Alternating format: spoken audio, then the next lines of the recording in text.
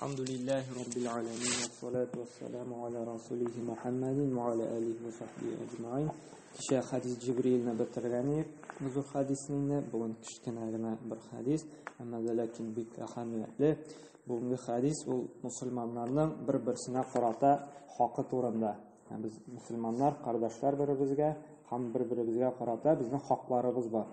Ham Payg'ambar sollallohu alayhi vasallam Abu Hurayra keltiran hadisda aytadi: "An Abi Hurayra radhiyallohu anhu قال قال رسول الله صلى الله عليه وسلم حق المسلم على مسلم ست إذا لقيته فسلم عليه وإذا دعاك فأجبه وإذا استنصحك فأنصح له وإذا عطس فحمد الله فشمته وإذا مرض فعده وإذا مات فاتبعه."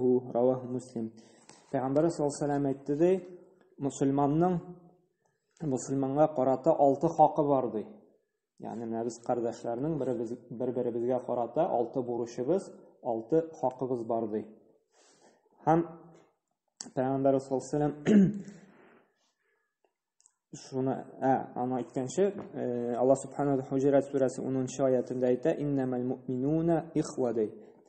Dirslikda mu'min musulmonlar bir-birisini qardoshlar deydi. Ya'ni ikinchi aytganda tug'an kibik deydi. Bir-birisini obili, inili deydi, shunday bir oila kibik bo'larga tiyishlar deydi musulmonlar qardoshlar. Chunki Alloh subhanahu Qur'onda narsada mu'min musulmonlar bir-birisini qardoshlar deydi.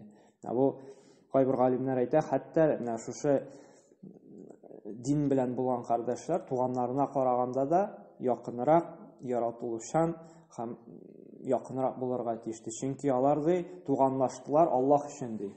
Alloh rizoligi uchun deydi. Bir-birisi bilan tug'anlashdilar, qardosh bo'ldilar. Shunga ko'ra qo'ybir g'olimlar aytadi, hatto masalan qo'ybir tug'anlar bitin butan dini xili bo'larga mumkin, anda butan millatdan da bo'larga mumkin, trayortnilar masalan endi.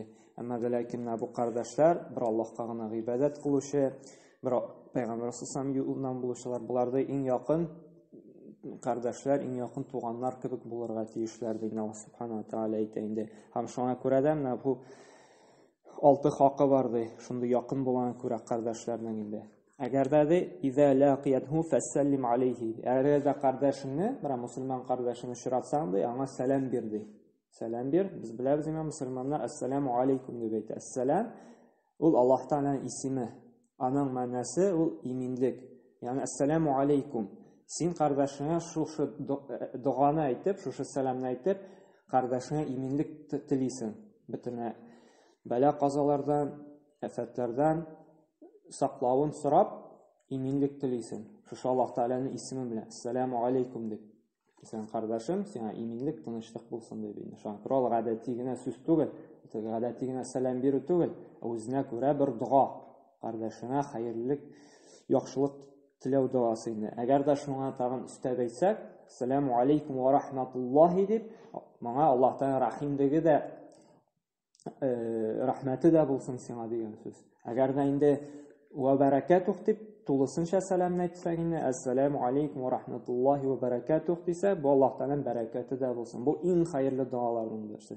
Shunga ko'ra endi agarda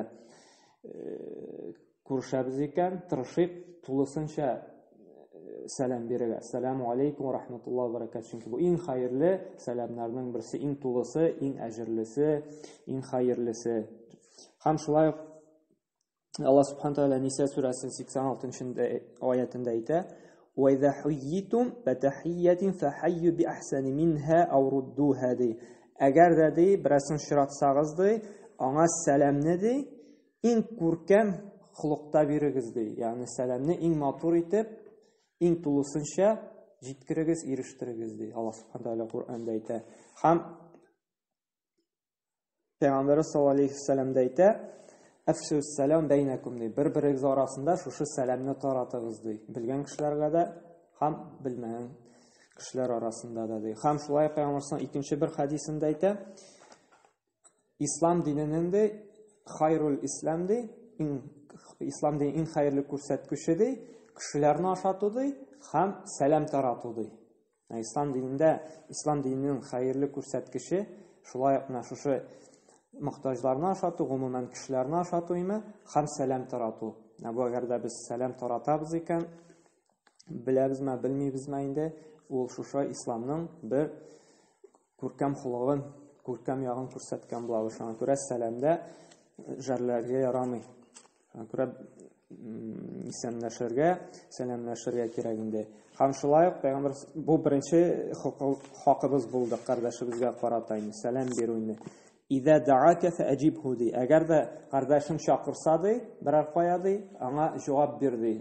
Мәсәлән, берәр кардәшебез берәр кая чакырды икән, мәсәлән, кунакка чакырды ди, яки анда үзенә берәр кая сәфәргә барып кайтырга чакырды икән, әгәр дә мөмкинчелегең бар икән, син барырга тиешсең. Мәсәлән, әгәр дә вакытың бар икән, авыртмыйсың икән, син җавап бирергә тиеш, барырга тиешсең. Һәм галимнәр монда әйтәләр, әгәр дә кардәшеңнең никахына, туена чакырса ди, менә ваҗиб бурыч булып тора ди, аның шушы никахына бару инде. Чөнки менә бу бердән-бер шундый безнең өстебездә бурыч булып тора, ваҗиб хөкемендә тора инде ул, бурычлы булып торабыз, мәҗбүри рәвештә менә шушы кардәшнең никахына барырга әгәр дә чакыра икән. Әмма ләкин калган чакыруларга галимнәр әйтә инде мустахаб, ягъни желательно диләр инде. Әгәр дә булдыраларбыз икән барабыз, булдырамыз икән инде, гызырыбыз булса аңлатырга тиеш. Әмма дә ләкин гызырлы килеш кенә ярый безгә бармый калырга инде. Гызырсыз килеш, анда ялкаулык белән генә барасы килми дип калырга тиеш. Чөнки хакыбыз булып тора кардәшебезгә карата инде. Шуңа күрә бу мәсьәләдә игътибарлы булырга кирәк. Өченче хакыбыз кардәшләребезгә карата, бер-беребезгә карата ва изастан сахака фамсих лахуди. Әгәр дә кардәшеңдә берәр киңәш, насихат сораса ди, жәлләмә ди, киңәшеңне бир ди, насихатыңны бир ди. Менә без беләбез бит инде, безнең төрле һөнәр осталары бар. Шулай бит, беребез анда бик яхшы ит төзүче ди, берәрбез машина рәтле ди, берәрбез балта остасы ди. Һәм берәр кардәшебез менә шушы һөнәрдә берәр киңәш кирәк икән, мәсәлән, ит төзегәндә нинди кирпеч алам анда, нинди цемент алам анда, ине ничегрәк төзим дип киңәш сорап килә икән, синдә бу гыйлем бар икән, син жәлләмичә, берни сер калдырмыйча сөйләп бирергә тиешсең, киңәш бирергә тиешсең. Сен балта остасына килде, нинди агач белән салым икән, ничегрәк салым икән, син аңлатып бирергә тиеш. Анда ялганлап, анда бөгештереп, нәрсәдер әйтмичә калдыру ярамый. Чөнки хакыбыз булып тора, барлык белгәнебезне кардәшебезгә, насихатларга аңлатырга булып тора инде. Бу өченче нигез була. Шулай Пәйгамбер саллаллаху алейхи дину насиха, дину насихат диде. Безнең динебездә насихаттыр, киңәшләшү дигән нәрсә бар. Нәрсә эшләргә телибез икән, без киңәшләшергә, бер-беребезне насихатларга тиешбез инде. Кызганычка каршы кайбер вакытта менә хәзерге көндә хәтта киңәш тә бирәселәре килми. Берәр киңәш сорап киләсең икән берәр кешегә, ул сөйлисе килми, әйтәсе килми, һәм менә шушы хәдисне онытып җибәрәләр. Безнең бурычыбыз булып тора, бер-беребезгә менә шул берәр гыйлемебез булган нәрсәдә кардәшебезгә киңәшләү, яхшырак итеп эшләргә ярдәм итү безнең бурыч булып тора инде. Һәм дүртенче хакыбыз булып тора, иза атаса фахамидуллаһ фашамидху ди. Әгәр дә берәр кардәшебез төшкерсә ди, авыртканда гадәттә төшкерәбез инде, я берәр тузан кирип китсә анда төшкерәбез. Төшкергәч без нәрсә дияргә тиешбез? Әлхәмдүлиллаһ дияргә тиешбез. Аллаһка мактау дияргә тиешбез. Чөнки шушы вакытта Аллаһның хикмәте белән безнең шушы Аллаһ Тәгалә микробларны чыгарып җибәрә. Шушы Аллаһ Тәгаләнең иң яратканы шушы безнең төшкерү.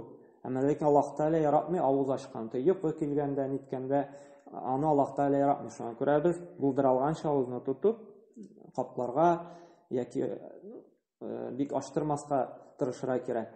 Йөткергәндә инде киресенчә рәхәтләнеп, нәпши дип анда шулай авызны капларга кирәк инде, рәхәтләнеп төшкерергә тиешбез. Чөнки Аллаһ Тәгалә ярата, Аллаһтан нигъмәте шушы микробларны безнең организмнан чыгарып җибәрә. Һәм шуның өчен без мактарга тиешбез. Әлхәмдүлиллаһ дияргә тиешбез, диме?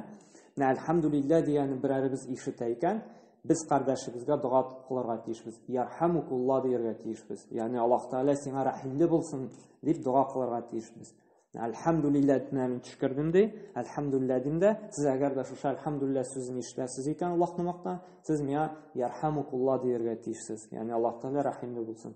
Яки киресенчә берәрегез төшкерде, әлхәмдүлиллаһ диде, мин мәсәлән ярхамукуллаһ дим инде. Аллаһ Тәгалә сиңа рәхимле булсын. Шулай ук бер-беребезгә шушы бурыч булып тора безнең. Шушы төшкергәч, альхамдулилля дигәч, ярхамукулла диергә инде. Һәм ярхамукулла дидегезде, мин әйтергә тиешмен, яхдикумуллаху ва юслих балакум. Ягъни Аллаһ Тәгалә сиңа да һидаят тауфиқ бирсен, һәм барлык эшләреңне хәерле кылсын. Шушындый дуа, яхдикумуллаху ва юслих балакум дип җавап кайтарырга тиешмен. Бу безнең исламның әдәпләре булып тора. Безне өйрәнергә, якларга кирәк инде. Бу шулай. Күрәсезме, ислам динендә һәрбер нәрсәдә дә кардәшеңә хәерлек теләү, Аллаһны зикр итү бара. Ислам диненең күркәм дин, кардәшлекне катлатаймы, бер-береңә рәхимлек теләү, бер-береңә яхшылык теләү.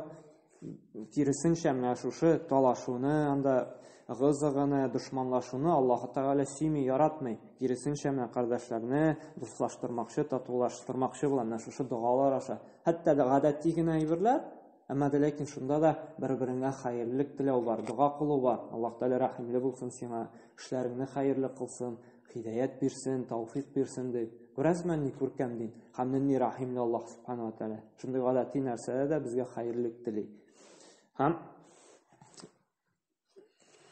әгәр дә аны онытқанмын, искә төште. Кеше 3тән артык төшкерә икән, мәсәлән, әпши һәм 4-нчесендә төшкерде икән инде, монда уже ярхамукулла да димисең, монда әйтәсең шәфәк Алла дисең. Аллаһ та шифа бирсен. Чөнки Пәйгамбәр саллаллаһу алейһи әйтте, 3тән артык төшкерә икән, бу авыртуның бер билгесе диде. Сәбәбе диде, авыртуның билгесе диде. Бу вакытта моңа шифа теләргә кирәк диде. Мәсәлән, авыртканыбыз бар бит, бөтенбез авыртканда күп төшкерәсең, анда 5-тә, 6-да. Бу вакытта шәфәк Алла дисең. Аллаһ Тәгалә сиңа шифа бирсен дисең инде. Бу безнең 4-нче шарт булды. Альхамдулилля дибез икән, без ярхамукулла дип әйтергә тиешбез инде. Һәм 5-нче шарт инде, әгәр дә авыртып китәбез икән берәребез, шул авырткан кардәшебезне без зиярат кылырга тиешбез. Барып хәлен белергә тиешбез. Мәсәлән, арабыздан берәр кардәш күренми башлады икән инде, авырта дигән хәбәр килде икән, булдыралабыз икән. Аны барып күрергә инде, әгәр дә булдыра алмыйбыз икән, шалтыратып, без хәлен белергә тиешбез һәм дуа кылырга тиешбез. Аллаһ Тәгалә шифа бирсен сиңа. Ләбәс тәһур иншалла. Аллаһ теләсә, гөнаһларыннан арынырсың. Аллаһ Тәгалә гафу итәр сине. Аллаһ Тәгалә тагын сиңа яхшысы белән алмаштырыр. Чөнки нинди сынау килмәсен, беләбез бит, бу авыртулар сәбәпле Аллаһ Тәгалә безнең гөнаһларыбызны кичерә. Без бит кешеләр гөнаһлы гамәлләрдә кылабыз, кайбырат онытып инде, кайбырат Алла сакласын белеп тә кылып куябыз. Менә шушы гөнаһларыбыз җыелгач, Аллаһ Тәгалә шушы гөнаһлардан арындырыр өчен безгә авырту җибәрә, мәсәлән. Яки бер бүтән бәла каза җибәрә. Һәм менә шушы бәла аркасында, шушы авырту аркасында Аллаһ Тәгалә безнең гөнаһларыбызны сүртә, чистарта. Күрә, менә шу һәм менә шушы әмма ләкин кардәшнең хәлен белергә баргач, аны бары тик кәефен генә күтәреп торырга тиешбез. Мәсәлән, киресенчә куркытырга тиеш түгелбез. Хәлең начарайды инде, бәлки китеп тә барасың инде, хәтта шаярырга да ярамый. Кайбер шундай бик шаяртырга яраткан кешеләр бар бит инде. Ярар, яшәдең инде, Аллаһ хузурына да күчерсен. Алай кәефен төшерергә ярамый кешене, киресенчә Аллаһ Тәгалә әле бәрәкәтле тормыш бирер, яшәрсең әле дип киресенчә кәефен күтәрергә кирәк инде. Бу шулай безнең 5-нче шарт булып тора. Әгәр дә кардәшебез авыртты икән инде, аның хәлен белү, аның кәефен күтәрү инде. Һәм 6-нчы шарт булып тора. Ва иза мата фаттабиху җаназатуху ди. Әгәр дә кардәшебез үлеп китә икән, бер мөселман кардәше, без аңа җаназа укырга барырга тиешбез инде. Әгәр дә булдыралабыз икән инде, ерак ара түгел икән инде, без аның җаназасында катнашырга тиешбез инде. Һәм бу шулай бик саваплы гамәл булып тора, чөнки Пәйгамбәр 2-нче хадиста әйтә: "Ва ман салла ала җаназати фалаху қирату минал аҗр ди." Кемде кардәшенә ди җаназа укыды ди, аңа нәрсә, бер ухуд хәтлек, ухудтан күргәнегез бар бит, шуның хәтлек әҗер савап булыр ди. Һәм дәвам итеп әйтә: "Ва ман салла алейхи ва табаха хатта tudfana falahu qiratan wal qirat misl jabal al-azim min al-ajr." ди. Әгәр дә ди җеназасын укып, аны күмгәнчегә хәтлек катнашса ди, аңа 2 qirат, 2 Ухуд тау хәтлек әҗер савап булыр ди. Ухуд тауын күргәнегез бар бит? Кем хаҗда булды? Бик зур. Аның озынлыгы 9 километр шамасы инде. Биеклеккә күпме биеклеген хәтерләмим, бер 70 метр микән инде. Ну, биегене, бик озын, бик биегене. Менә шуның хәтлек әҗер савап алабыз ди. Әгәр дә без кардәшебезнең җеназасында укысак, бер Җабалул Ухуд, шул Ухуд тау хәтлек, әгәр дә инде җеназасын укып, аны күмсәк, менә шушы 2 Ухуд тау хәтлек әҗер савап алачакбыз инде. Шуңа күрә, әгәр дә бер белгән мусульман кардәшебез үзебезнең арасыннан үлеп китә икән, без аны тырышырга тиешбез инде. Җеназасын укырга һәм күмергә инде. Бу шулай безнең бурыч булып тора инде. Бу безнең үстебездә шушы 6 бурычыбыз бар. Кардәшләребезгә, бер-беребезгә карата инде.